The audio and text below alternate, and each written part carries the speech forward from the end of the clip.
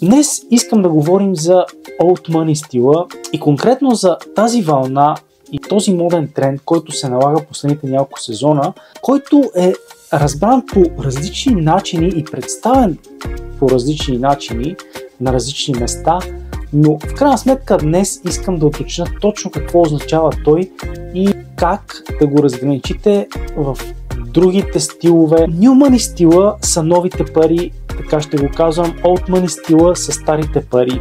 То конкретно за определени класи.